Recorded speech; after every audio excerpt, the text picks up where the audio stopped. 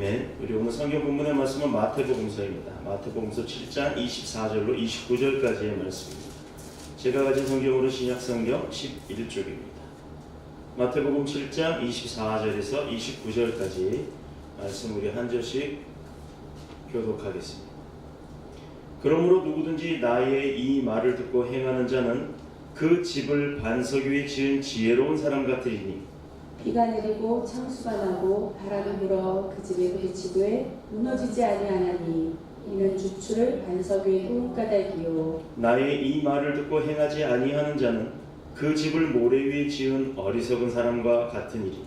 비가 내리고 창수가 나고 바람이 불어 그 집에 부딪힘에 무너져 그 무너짐이 심하니라. 예수께서 이 말씀을 마치심에 무리들이 그의 가르치심에 놀라니 함께 읽겠습니다. 이는 그 가르치시는 것이 권위 있는 자와 같고 그들의 서기관들과 같이 아니함이러라. 아멘. 살아계신 하나님의 말씀입니다.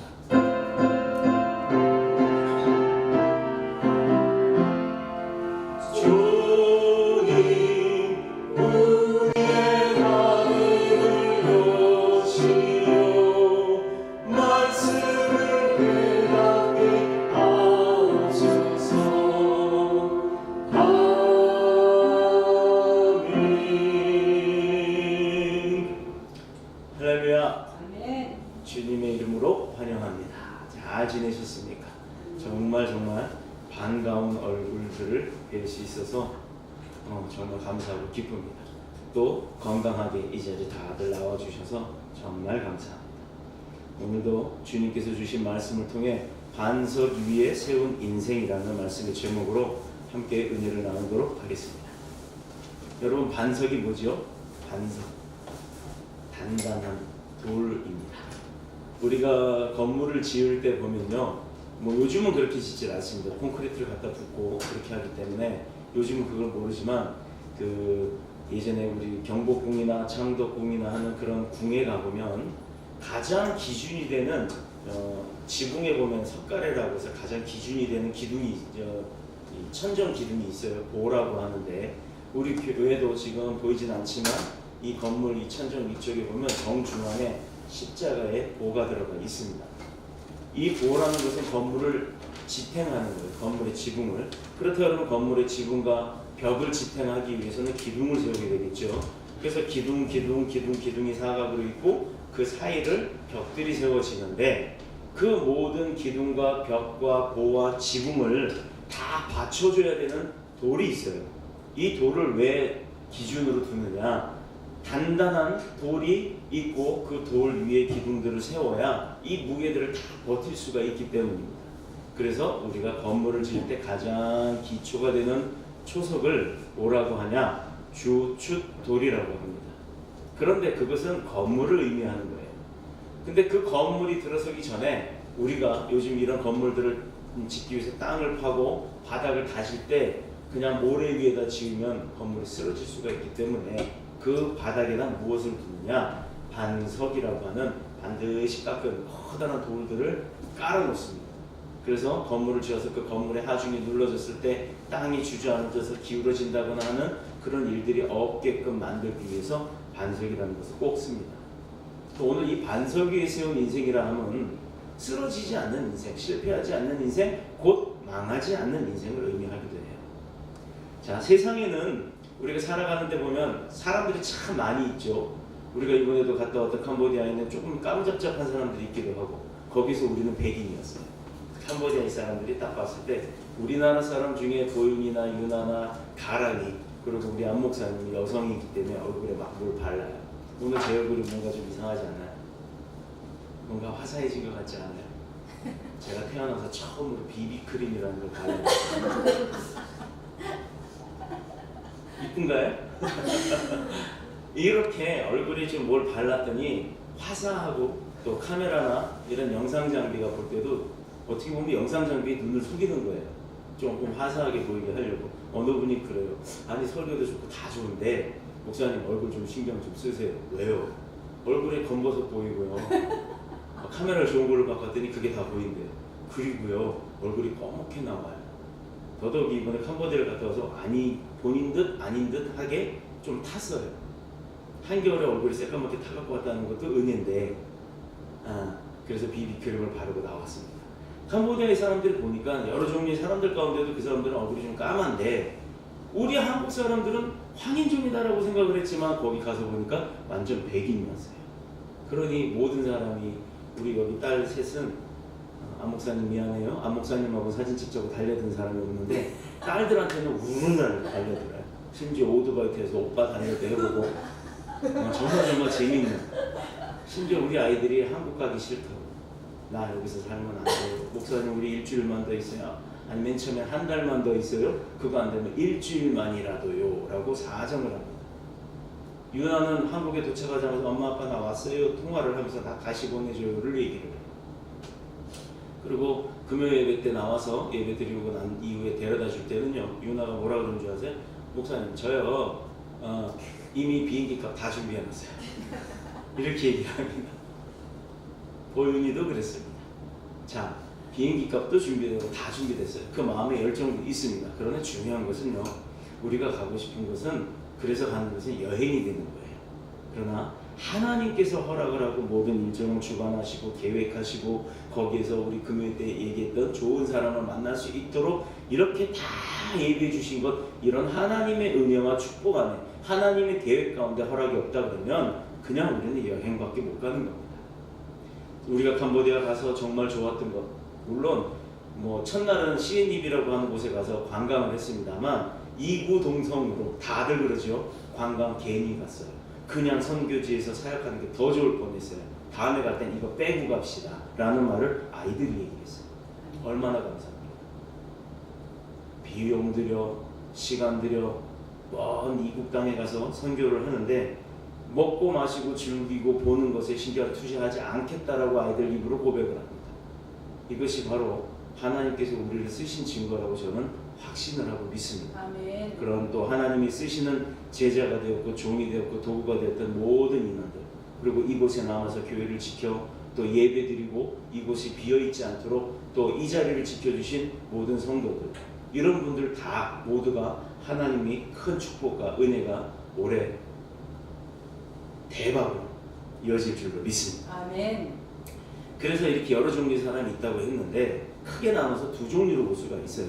흑인, 흑인, 황인, 뭐 백인, 흑인, 황인종, 이거 다 떠나서 사람으로 볼 때는요, 두 종류의 사람으로 나눠봅니다. 오늘 24절에 보면요, 지혜로운 사람이라고 표현이 되어 있고 26절에 보면 어리석은 사람이라고 표현되어 있어요. 즉 사람의 종류는 모양새가 아닌 하나님의 기준으로, 성경을 기준으로 봤을 때 딱 두 종류의 사람이 있다는 겁니다.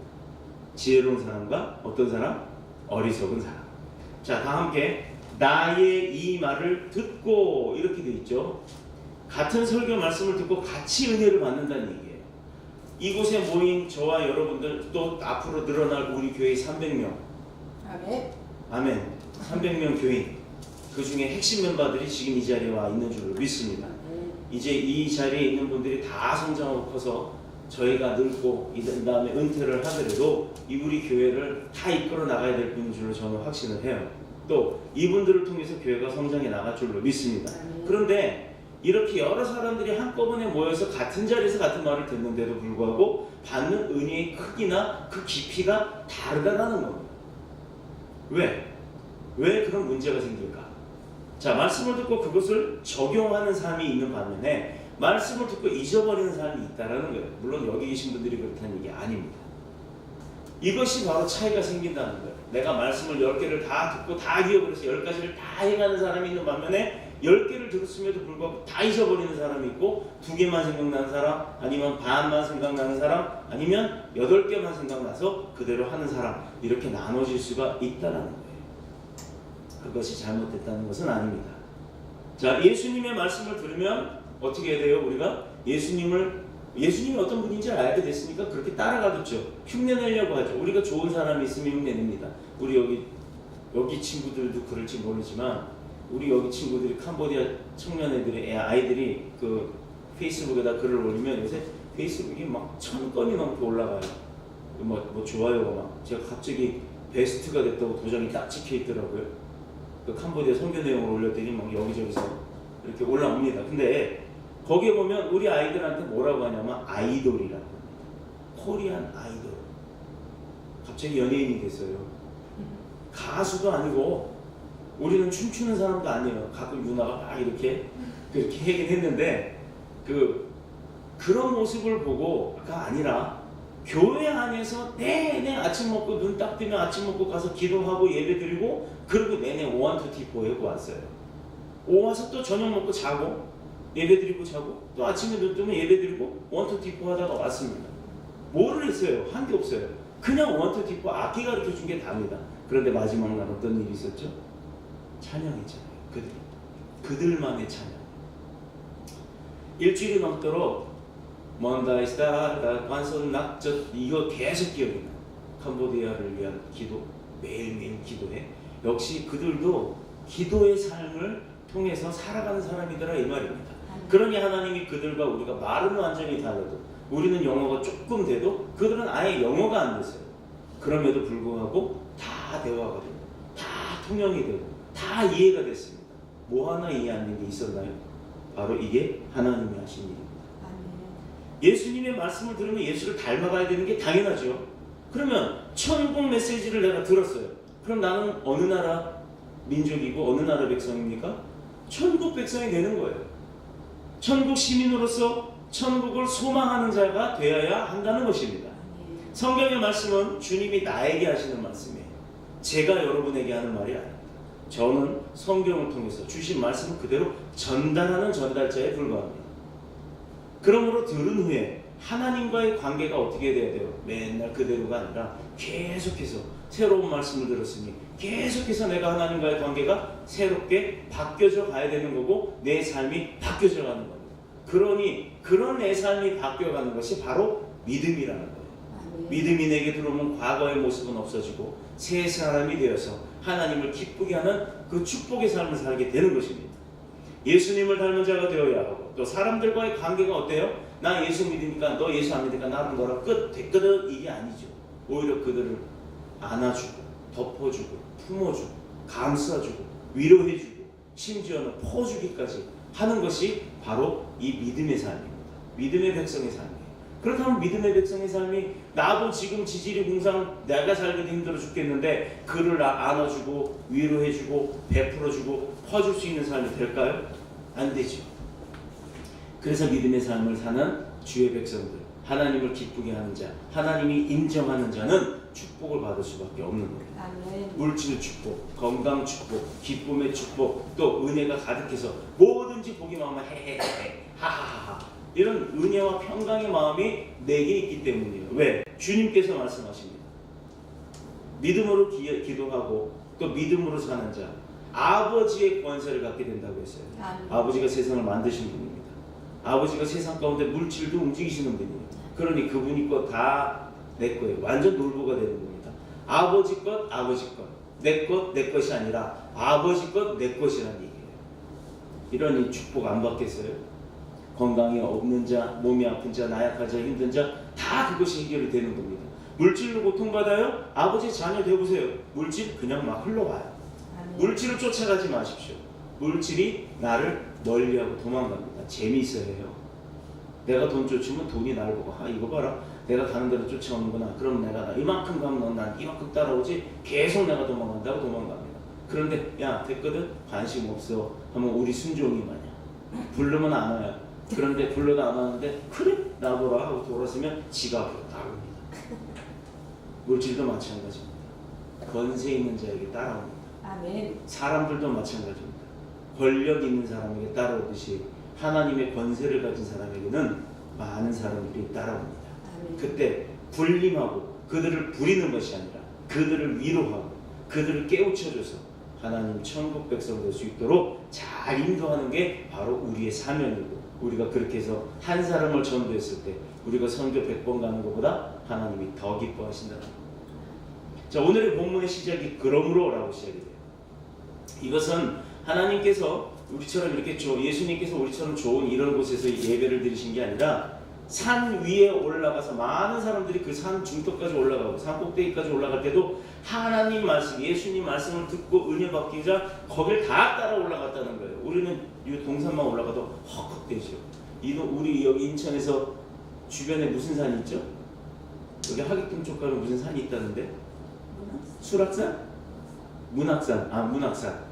그리고 가라마 거기 아파트 앞에 무슨 산 있냐고. 예비군 훈련장 있는 거. 응? 거기가 문학산이? 한 번도 못 가봤어요. 제가 여기 20년 가까이 이곳에 살면서. 어떻게 된 일이에요? 동네 산을 한 번도 못 가봤습니다. 자, 이렇듯 우리의 삶은요, 그런 어디 조금만 힘든데도 안 가려고 해요. 그런데 여기 산상수훈의 결론을 말씀하셨던 예수님은 산 중턱이요 산 꼭대기, 왜 그렇게 했냐면 마을에는 그렇게 사람들이 모일 곳이 없었기 때문에 산에 좀 넓은 지역을 찾아가셨던 겁니다. 그런데도 백성들이 어떻게 해요? 다 쫓아 올라왔다는 거예요. 은혜라면 우리가 학원 광고를 하는데 멀다고 서울대 안 보내십니까? 이걸 썼어요. 서울대를 왜 가요? 잘 가르치고 거기 나오면 잘 될 수 있으니까, 능력 얻을 수 있으니까. 자, 그래서 지방에서도 서울대 가려고 머리 싸매고 공부하고 시험 보러 옵니다. 그래서 그 말을 썼어요. 물론 우리가 서울대는 아니에요. 그 의의 의미는 잘 가르치는 곳인데 멀다고 안 올 것이냐, 이 말을 얘기하는 겁니다. 우리 교회가 멀다고 안 올 곳이 아니잖아요. 보세요. 우리 이채영 성도 집이 멀어요. 굉장히 멉니다. 그런데도 오늘 1등으로 오셨어요. 학생보다도 먼저 왔어요.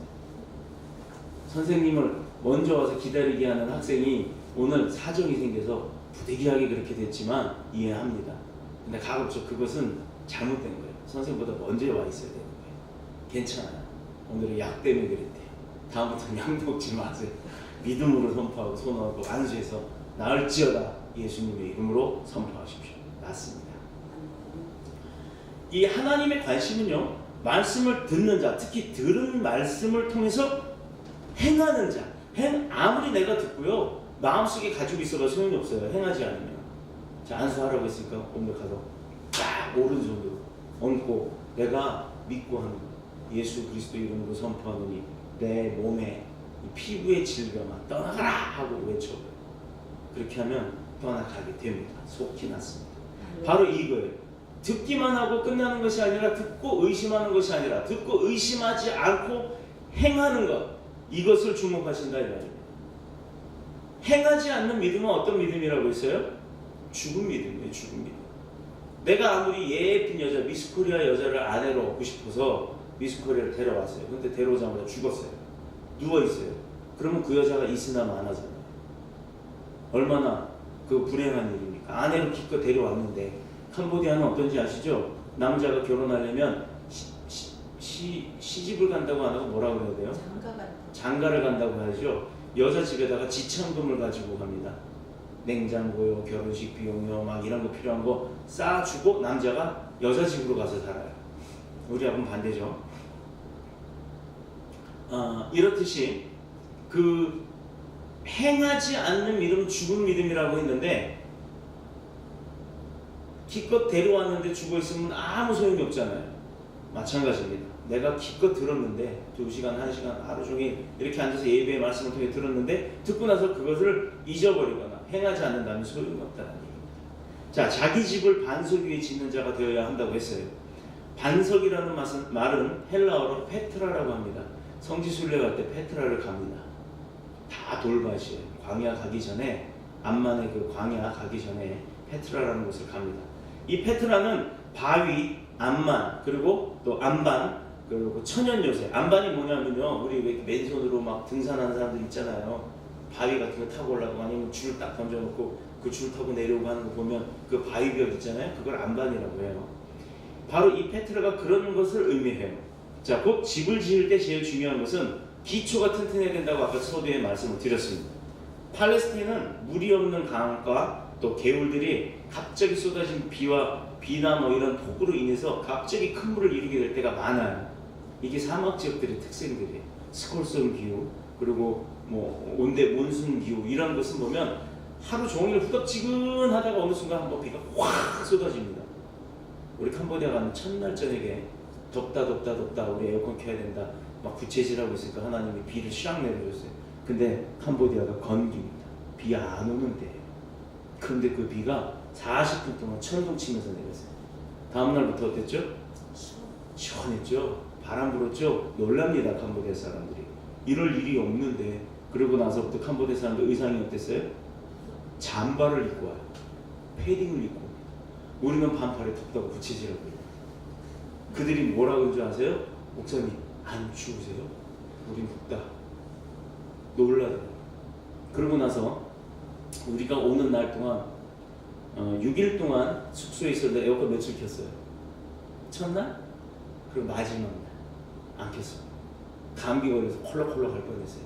왜 그랬을까요?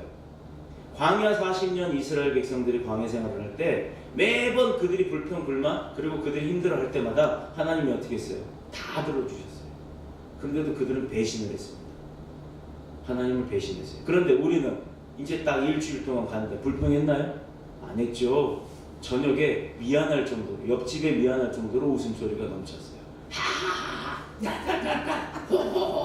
그 웃음소리가 왜 교회에서 안 우는지 좀 이해가 안 되는데 금요일부터 수요 금요 예배는 재밌게 갑니다. 그래서 금요일 예배 때 다 웃었죠. 깔깔대고 웃었습니다. 영상 보시면 알 거예요. 얼마나 재밌는지 몰라요. 주일만 조금 묵직하게 갑니다. 기대해도 좋습니다. 왜냐? 하나님이 인도하신 가운데 그 일정을 우리에 맞춰주시더라 이 말입니다. 네. 또 한국은 어땠어요? 어떠셨어요? 영하 15도? 엄청나게 추웠답니다. 그리고 우리 오늘 월요일 날 아침부터 영상 3도. 캄보디아에서 오면서 우리 감기 걸리지 말고 이미 걸려서 오긴 했습니다. 하나님이 그렇게 베푸시는 분이세요. 정말로. 그리고 지금 일주일 넘도록 우리가 적응하도록 날씨가 좀 포근해졌죠. 네. 캄보디아 다시 더워졌다. 말도 못하게 됐다. 에어컨 켜도 덥답니다. 이게 하나님이 하시는 일이에요. 우리 때문에 기후까지 움직여 주신 줄로 믿습니다. 그러니 우리가 얼마나 기쁨 가운데 쓰임을 받았겠어요. 그렇게 날씨도 바꾸시는 분인데 캄보디아뿐만 아니라 이 팔레스타인처럼 온데몬순 기후는 비가 한번 확 쏟아지면 물이 확 불어난다는 얘기예요. 우리나라도 장마철에 그러잖아요. 계곡에서 갑자기 사이렌 불어요. 그러면 앞으로도 그래요. 여러분 사이렌 소리 갑자기 비가 오기 시작한다면 무조건 짐 챙길 시간 없어요. 그냥 뛰어야 돼요. 뛰어서 빠져나와야 합니다. 물이 몰려 내려오는 데는 10초도 안 걸려요. 그리고 내가 물을 이길 수 없을 만큼 물이 차오르는 데는 2초도 안 걸립니다. 그러니 물이 보였다, 흘러내려오는 게 보인다. 그러면 이미 늦은 겁니다. 그 전에 피해야 해요. 사이렌 울리면서 먼차가 지났다면 무조건 도망가야 됩니다. 저는 홍수 피해를 본 사람이에요. 인천 몇 년도인지 지금 가물가물한데요. 일산 신도시 생기기 전에 저는 능곡이라는 곳에 살았고 새벽에 늦잠 자고 있었어요. 새벽에 갑자기 뭔 사이렌을 부르면서 소방차 같은 게 지나가는데 소방차뿐만 아니라 경찰차도 막 지나갑니다. 이게 뭐지 하고 궁금해서 나갔어요. 근데 얼마나 웃겨요. 국민 여러분은 지나가니까 국민 여러분만 들은 거예요. 그리고 좀 이따 삐어 그러더니 대피로 하고 대체 뭔 소리를 하는지 모르겠어요. 그 사람들도 마음이 급했던 거예요. 국민 여러분 지금 홍수가 났습니다. 뚝이 터졌습니다. 한강 뚝이 터져서 지금 한강물이 넘치고 있습니다. 빨리 피하세요 이 말인데 국민 뿅 이게 눈치껏. 근데 저희가 살던 집이 반지하였어요. 나와서 이렇게 보니까 행주대교 쪽을 이렇게 보니까 거기는 완전 논이었거든요.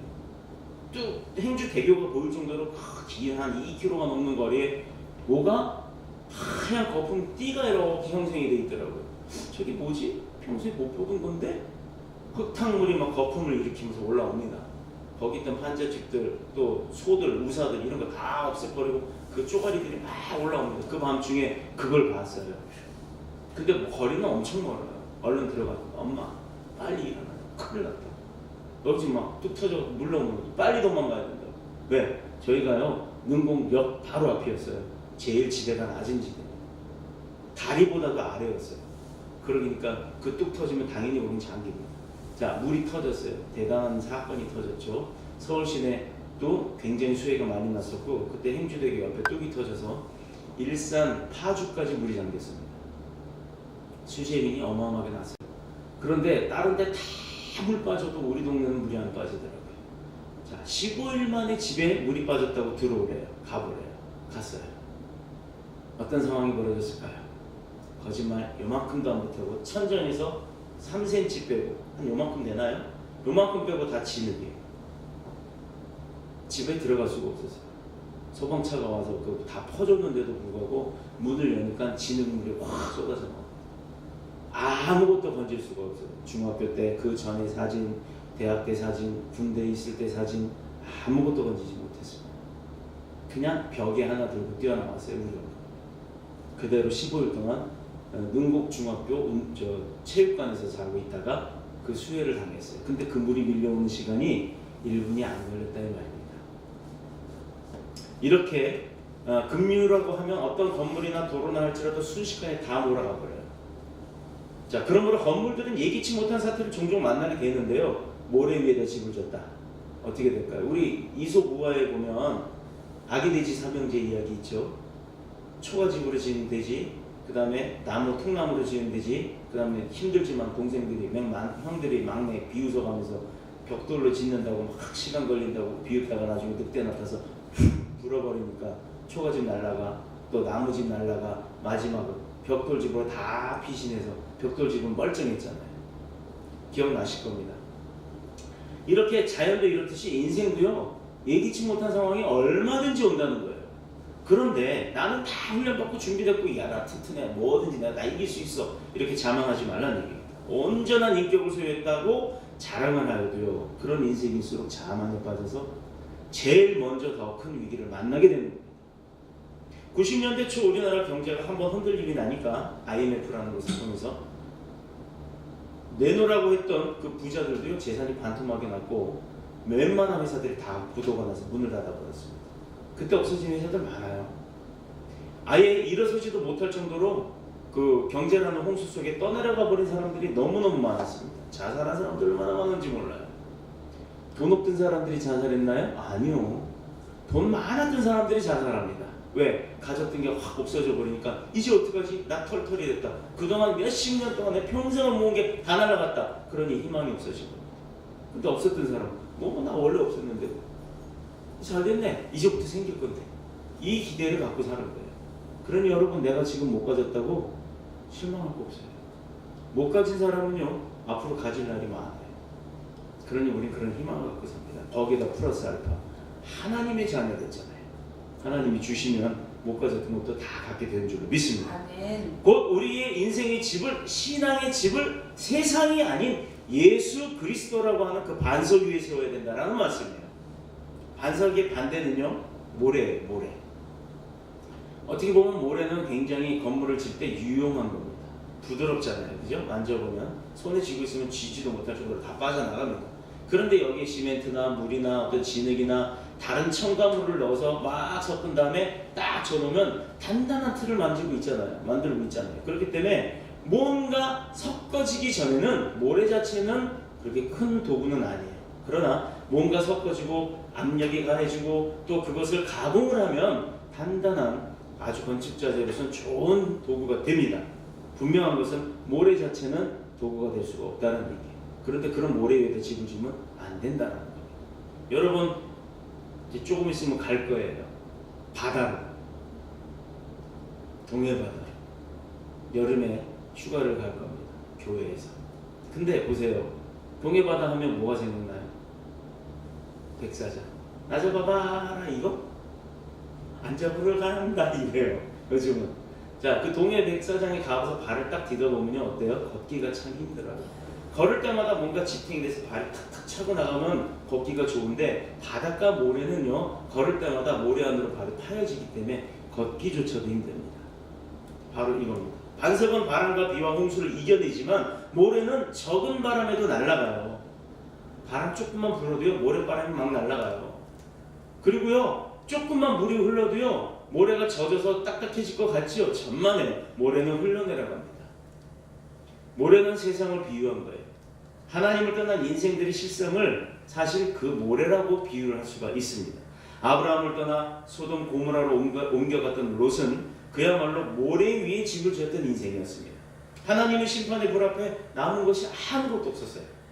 그러나 아브라함은 광야에서 그 장막 생활을 했었음에도 불구하고 그 삶의 기초는 튼튼하신 하나님 앞에 믿음의 조상 아브라함은 이런 찬양이 있을 정도로 믿음이 좋았잖아요. 하나님 앞에 그 장막을 세웠던 겁니다. 비록 천으로 친 텐트와 같았어도 하나님 위에 세워놓은, 하나님의 말씀 위에 세워놓은, 그 반석 위에 세워놓은 장막은 흔들리지 않았다라는 겁니다. 아무도 그를 해칠 수가 없었어요. 뭐 들소가 와서 밟아버리면 무너질 수도 있잖아요. 근데 들소 자체를 하나님이 오지 못하게 합니다. 바람이 휘몰아쳐서 장막 날아갈 수 있잖아요. 그런데 하나님이 바람을 불지 않게 하십니다. 바로 이게 말씀이 반석 위에 세운 인생이 다르다는 겁니다. 세상은 아무리 아름답고 어떻게 보면 막 몇십 층짜리 몇백 층짜리 큰 건물 멋있어 보이고 화려해 보이죠. 그런데 하나님이 한번 지진 딱 내려버리면 어떤 일이 벌어져요? 그 건물들도 다 쓰러진다는 겁니다. 포항에 이번에 지진이 나고 난 이후에 사람들이 이구동성으로 액상화라고 하는 말을 합니다.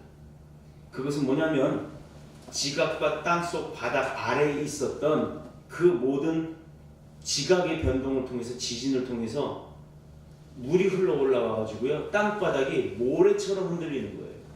그러니 이렇게 포항 지대가 액상화가 되면 이제 어떤 일이 벌어집니까? 여러분, 잔잔한 호숫가에다 돌을 탕 던지면 돌만 퐁 하고 들어가고 많아요? 물결이 일기 시작하죠. 자, 이번에 캄보디아 가셨던 분은 맹글로브 숲을 갔죠. 그리고 조그만 보트 타고 간 거 말고, 그거 가기 전에 이렇게 모다 타고 퐁 하고 가는 배 타고 갔죠. 근데 어떤 일이 있었어요? 우리 안 목사님 물벼락 한번 맞았고 저도 물벼락 맞았어요. 근데 그냥 갈 때는 물벼락 맞았나요? 안 맞았어요. 반대쪽에 어떤 유람선이 지나가고 나면 물결이 흐르잖아요. 그 물결을 건너갈 때 물이 튑니다. 보트는 어땠죠? 요동을 쳤죠. 바로 이겁니다. 이렇게 물이 뭔가가 충격을 주면 파동이 생기면서 점점 그 파동이 힘이 커져요.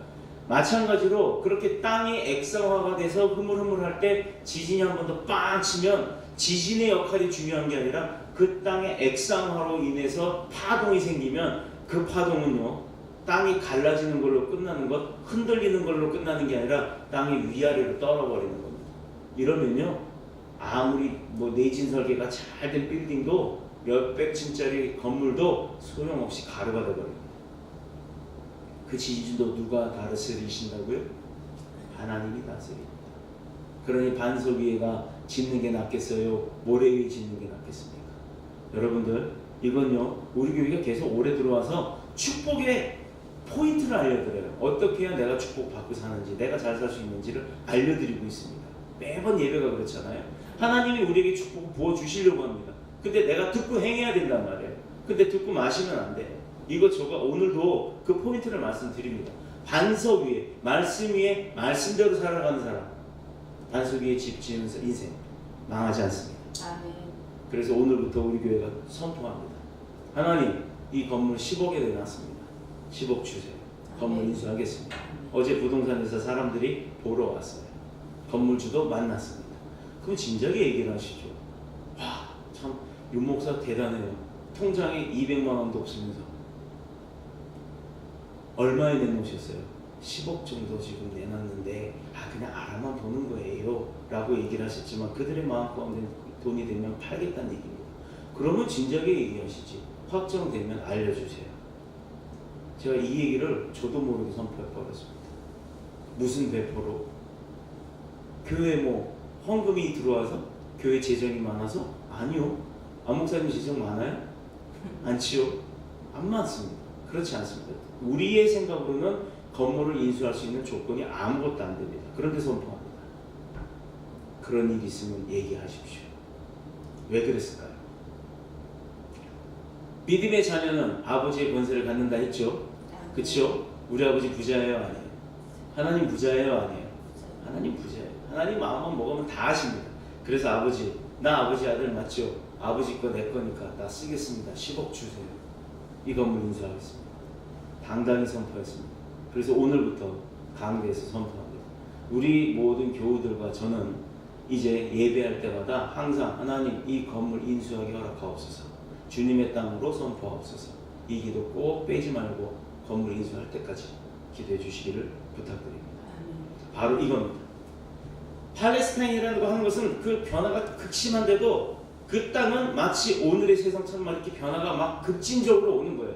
어느 날 부자였던 사람이 쪽박을 차고 어느 날 쪽박이었던 사람이 갑자기 갑부가 되고 하는 이런 세상 가운데 우리가 딱 중간에 서 있다는 얘기입니다.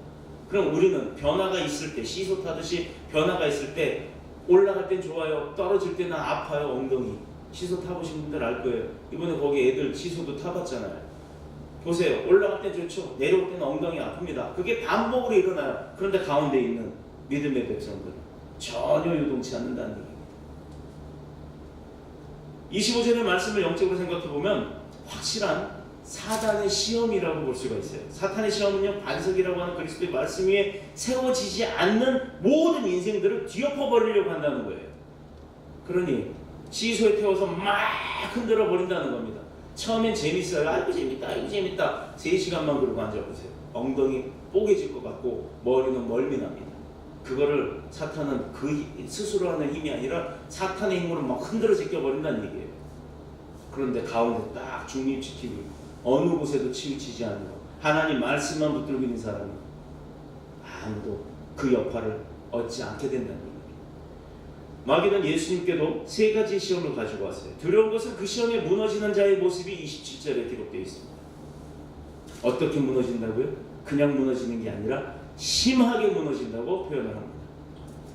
하나님을 떠나서 소돔성이라고 하는 세상의 인생의 집을 지었던 롯의 무너짐도 이와 같은 겁니다. 우리는 그 인생의 주초를 반석이 되신 예수님 위에 세워서 말씀이라고 하는 견고한 반석 위에 단단히 세워 세상의 홍수와 사탄의 그 바람, 계략 가운데도 무너지지 않는 견고한 믿음의 성을 세워야 될 줄로 믿습니다. 또 그렇게 세워나가시는 줄로 믿고 축복합니다. 또한 세상의 그 자체가 복잡하고 무수한 변화적 요소를 가지고 있다 할지라도 그러므로 인생은 공부하고 훈련하고 또 새로운 경험을 통해서 세상을 배우는 것이라고 합니다. 그런데요, 여러분들 잘 생각해 보세요. 내가 세상을 직접적으로 체험해서 배울 수 있는 게 과연 얼마나 되겠어요? 이 세상에 1000가지의 직업이 있다고 치면 내가 과연 내 인생 동안 몇 가지의 직업을 체험해 보면서 그 일들을 다 경험할 수 있겠어요? 1000가지? 100가지? 아니 10가지도 사실 힘들다고 볼 수 있습니다. 한 가지 일을 10년 정도 한다고 해도 10가지 일을 하면 100년이에요. 이것이 내가 할 수 있는 것이 없습니다. 그래서 우리는 뭘 하죠? 지식습득이라고 하는 간접 체험을 하는 겁니다. 학교에서 배우고 또 책을 통해서 간접적으로 이런 사람이 이런 삶을 살았구나, 이렇게 살게 되면 이렇게 되는구나 하는 간접적 지식을 배우는데 이 세상의 소설 또 픽션, 논픽션 여러 가지 책들이 있습니다. 위인전도 있습니다. 그런데 그 책들 중에 가장 위대한 책은 바로 이 성경인 줄로 믿습니다. 아멘. 이 성경 안에 있는 모든 이야기는요, 물론 이스라엘 사람들, 외국인들 같은 이야기지만 이 이야기들을 가만 내 삶에 적용을 해보면 다 내 이야기더라 이 말입니다. 다 내 이야기더라 이 말입니다. 근데 어쩌면 이 사람도 내 이야기, 저 사람도 내 이야기, 그 사람도 내 이야기, 캄보디아에서도 내 이야기라고 하니 이게 얼마나 위대한 책입니까? 누구 한 사람의 이야기가 아닙니다. 하나님의 백성인 모든 저와 여러분, 그리고 캄보디아 땅, 일본 땅, 여러 가지 복음이 들어가고 선포되어져야 될 그 땅들, 그 민족들, 이방인들, 그런 사람들에게 하나님이 주시는 말씀이기 때문에 여러분, 친구 자랑할 때요, 가장 좋은 친구 소개해 주세요.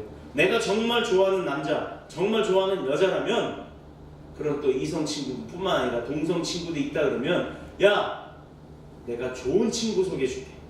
친구와 같은 예수님 명함을 드리기 바랍니다. 명함. 이 성경은요, 예수님 명함이에요. 이 안에 누구 이야기 있어요? 하나님 이야기, 예수님 이야기, 성령님 이야기밖에 없잖아요. 바로 그분을 자랑하는 거 아닙니까? 명함이 뭐예요? 그 사람을 자랑하는 거예요.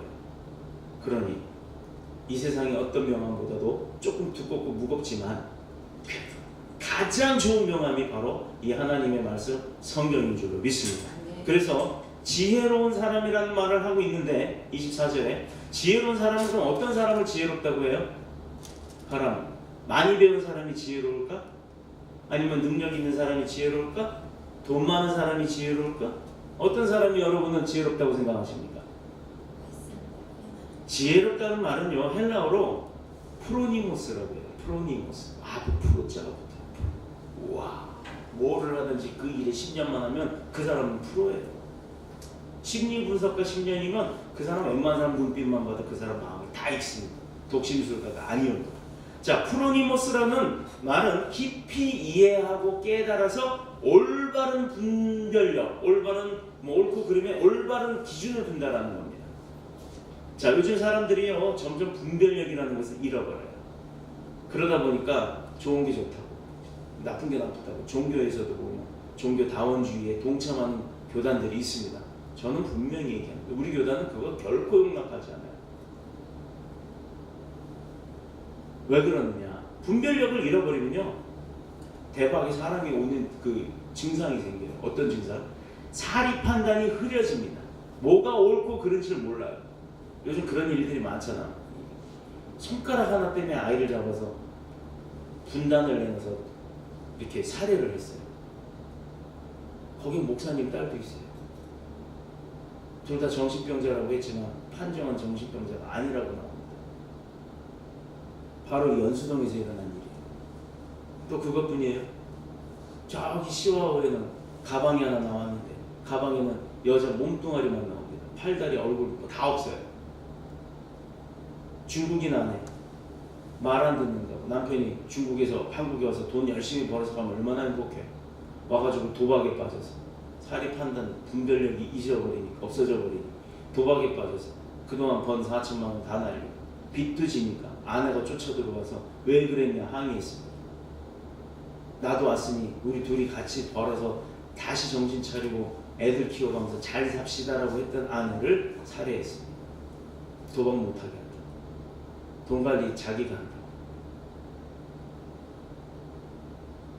뭐가 잘못됐고 뭐가 잘됐고를 판단할 줄 모르는 이 분별력을 잃어버리니 이런 일들이 벌어지더라 이 말입니다. 무엇이 우선이고 무엇이 차선인지를 모르는 거예요. 그러다 보니 질서 무너지죠. 가정, 이웃, 사회 혼란 속에 빠질 수밖에 없는 거예요. 왜 그러냐? 깨닫는 능력, 분별력이 없기 때문이에요. 그러나 지혜로운 사람, 예수님의 말씀을 듣는 것만으로도 지혜가 생긴다고 했어요. 그것으로 그치는 게 아니라 그 말씀의 진의의 깊이에 따라서 깨닫고 깨달은 것을 내가 체험하면서 실행하는 자, 이런 사람이 그런 실수할 수 있을까요? 하고자 할 때 이미 하나님의 말씀이 나를 건드립니다. 내 양심을. 이거 하나님이 이 일하면 좋아하실까 안 하실까? 이게 가치 기준의 판단이에요. 척도예요. 내가 무슨 일을 하든 도박을 하려고 해도 내가 이거 하면 나는 즐겁고 행복할지 모르는데 하나님이 기뻐하실까? 아니잖아요. 그럼 하지 말아야 되는 겁니다. 주일날 예배 안 드리고 강릉에 뭐 바닷가 경포대에 놀러 갈까? 이거 하나님 안 좋아하실 때 주여 강릉으로 인도하옵소서. 주여 강릉으로 임하소서. 뭐 강릉에도 계시고 여기도 계시는데 어때? 내 교회 놔두고 남의 교회 가서 하나님이 좋아하실까요? 부득이하게 상황이 있어서 갔다 그러면 거기서 예배 드리는 건 자선입니다. 그러나 원래 본선은 내 교회에서 예배를 드리는 거예요. 여러분 내 교회 없이 떠돌아다니는 사람은요 유랑민하고 똑같아요. 내 집 없이 떠돌아다니는 사람하고 똑같습니다. 저희가 겪어봤거든요. 얼마나 서글픈지 몰라요. 어느 교회를 가든 담임 목사님이 막 끌어안아가면서 우리 교회에서 오세요. 우리 교회에서 같이 일합시다. 이러고 하시는 분들은 태반이었습니다. 그러나 어디도 내 마음에 정착이 되지 않으니 하나님 앞에 맨날 눈물만 흘리고 울었어요. 그랬더니 이곳을 주셨습니다. 여러분, 말씀의 진리를 깊이 깨닫고 깨달은 것을 실행하는 것, 이것이 중요합니다. 곧 인생의 폭풍우가 닥칠 때도 그것을 충분히 대비하고 방어할 수 있도록 그 능력을 구축해 주시기 때문이에요. 언제든지 비와 바람은 인생 한가운데를 강타해서 나를 쓰러뜨릴 수가 있습니다. 그래서 우리는 곧 세상 사자성어로 유비무환이라는 말을 써요. 미리 대처하고 준비하면 어떤 어려움이 와도 나는 이겨낼 수가 있다라는 겁니다. 근데 세상이 주는 어려움, 돈만 가지고도, 예를 들어 빚져도요, 저한테는 며칠 전에 어떤 연락이 와서 상황이 좀 어려우니까 누구누구 좀 도와달라고 이렇게 오는 연락이 온 적이 있어요. 물론 제가 돈이 많아서 돈을 줘버리고 야 이걸로 갚아라, 그리고 너 이렇게 좀 편하게 살아라 하면 참 좋죠. 그런데 저한테는 하나님이 그런 돈을 주시질 않으세요. 하나님의 일을 하는데 쓸 돈은 많이 주셔도 그렇게 개인적으로 누굴 위해서 하는 그런 거는 안 주시더라 이 말입니다. 왜? 그 녀석이 믿음 생활을 잘했다면 몰라요. 그것도 아니거든요. 보세요. 이렇게 유비무환의 능력을 하나님께서는 대비케 하신다는 얘기입니다. 다윗은요, 잘 아시는 다윗은 미래를 대비한 사람이에요. 하나님의 왕국의 지도자로서, 그리고 성전 건축을 위해 최선을 다해 준비하는 삶을 살았기 때문입니다. 이스라엘의 황금기에 이미 성전을 구축할 수 있었고, 그리고 나서도 세금을 그렇게 걷어서 왕궁을 짓고 그랬는데도 불구하고 백성들이 그 임금을 욕한 게 아니에요. 그 임금을 칭송합니다. 왜? 왕궁을 지을 만큼 재산들이 백성들도 넘쳐나게 만들어 놨기 때문입니다. 다윗이 하나님을 통해서 그 나라를 정치했기 때문에 가장 위대한 임금이 될 수 있었어요. 그의 지혜와 능력이 어디서 나왔다고요? 시편에 보면 나오잖아요. 119편 105절 106절 찾아봅니다. 지금 시편 한번 찾아보세요. 구약성경 시편 119편 105절. 이거 우리 다 아는 내용입니다. 이미 외워야 돼요. 이거는. 이 말씀 외우세요. 119편 105절 시편. 자, 먼저 찾으신 분이 한번 읽어보세요. 106절까지. 119편 105절 106절. 주의 말씀은 내 발을 등이요 내 길에 비치니이다. 주의 의로운 길을 지키고 명령하고 굳게 정하였다. 아멘. 할렐루야. 다시 한번요. 함께 다 읽습니다. 시작. 주의 말씀은 내 발을 등이요 내 길에 비치니이다. 주의 의로운 규례들을 지키기로 맹세하고 굳게 정하였나이다. 자, 다시 한번 크게 외쳐봅니다. 119편 105절 106절 시작. 주의 말씀은 내 발의 등이요 내 길에 비치니이다. 주의 의로운 규례를 지키기로 맹세하고 굳게 정하였나이다. 아멘. 할렐루야. 이 말씀 외우세요. 이 말씀 올해 저와 여러분에게 주시는 말씀입니다. 이 말씀이요, 주의 말씀은 내 길에 비치고 내 발에 등이다. 내가 가는데 깜깜하면 어딜 갈지 모르잖아요. 근데 내가 딛는 곳마다 빛을 비춰주시겠다는 겁니다. 아멘. 이게 어디를 통해서? 주님의 말씀. 그러니 내 발은 언제고 반석 위에 세워져 있을 수밖에 없고, 그 반석만 걸어가는 반석 위에 세워진 인생이 될 수밖에 없는 것입니다. 즉 하나님의 말씀을 듣고 행함으로 발에 비치니까요. 내가 발이 움직여야 되니까 움직이는 곳마다 비춰주신다고 하니까 하나님의 말씀을 듣고 행할 때마다 나를 능력 가운데 세우신다는 얘기입니다. 아멘. 아멘. 능력 있는 자가 되게 하신다는 얘기예요. 아멘. 가람이 아멘 크게 해. 나를 하나님이 능력자로 세우신다는 거예요. 시험 볼 때도 합격, 건물 살 때도 당연히 사고, 어디 학교도 합격. 도윤이가 후배들 때문에 선배로서 잘해주라고. 학교에서도 학교가 떠나갈 정도로 하하하 하라고. 그 학교의 우승 전도사가 돼야 될 거예요. 아멘. 요셉도 하나님이 꿈을 통해서 그에게 주신 언약을요 이루기 위해서 미래를 대비시켰어요. 요셉에게도. 형들의 시기, 보디발 장군 아내의 유혹 다 이겨냈잖아요. 그리고 그럼에도 불구하고 요셉은 어땠어요? 감옥에 갇혔잖아요. 그런데 요셉의 말로는 어땠습니까? 그 나라의 총리가 됐어요. 요셉이 원래 팔려갔잖아요. 형들이 팔아먹었어요. 얼마나 나쁜 형들이요. 그런데 총리가 됐을 때 형들 앞에 형들이 왔을 때 어떻게 했습니까? 너 나한테 그랬지? 너 죽었어. 여봐라 죽여라가 아니라 맨발로 쫓아가서 안아줬어. 마침내 세계를 먹여 살리는 세계의 국무총리가 되었고 언약의 말씀을 믿고 행하는 자가 되었다는 겁니다. 자, 26절 하나 보고 마치겠습니다. 나의 이 말을 듣고 행치 않는 자, 하나님께서 하신 말씀을 듣고도 안 하는 자, 이제 어떤 사람인지 나옵니다. 이것은요, 주님의 말씀을 듣기만 하는 사람들에게는요, 그 인생을 강타하는 바람과 비라는 시련을 만나게 될 거라는 거예요. 헤어나올 수가 없다는 얘기입니다. 홍수에 떠내려가 버린다는 얘기입니다. 물에 빠진다는 얘기입니다. 쓰나미가 오는 대로 다 당한다는 얘기입니다. 자, 이번에 일본에서 쓰나미가 와서 어마어마한 일이 벌어졌어요. 유튜브 하면 일본 쓰나미하고 검색하면 어마어마한 무시한 장면들이 나옵니다. 그런데요, 거기에 딱 버텨서요. 8m가 넘는 파도가 넘쳐옵니다. 내 눈에 보이는 전체가 8m의 파도가 넘어온다는 거예요. 그거를 혼자 딱 버텨요. 파도야, 물러가라! 물러갈 수 있어요? 말씀대로 행하지 않는데? 말씀대로 행하지 않는 자에게 그게 있겠어요? 모세와 같은 달라짐의 역사가 있었겠습니까? 그냥 한순간에 덮쳐버리고, 덮치기 이전에 떠내려오는 차에 부딪혀서 이미 그 사람은 사망합니다. 그때 이 사람의 모든 것을 잃어버리게 될 것이다 이 말입니다. 듣고도 행하지 않는데 홍수는 무서운 파괴력과 사람을 두렵게 하고 모든 것을 앗아가는 큰 힘이 있다고 그랬어요. 그러나 하나님의 말씀으로 신앙의 집을 지은 사람은요, 비바람 가운데 환난 가운데 남의 집은 다 떠내려 가는데도 내 집은 전혀 흠없이 굳건하게 지키고 버틴다는 얘기입니다. 이번에 있었잖아요. 교회 건물 하나 안 쓰러지고 대단한 사건이 있었어요. 하나님의 말씀이 언제 어디서든지 우리 신앙의 견고한 성을 구축하는데 가장 중요한 자재가 되어야 될 줄로 믿습니다. 내 집의 가장 기초는 하나님의 말씀의 반석입니다.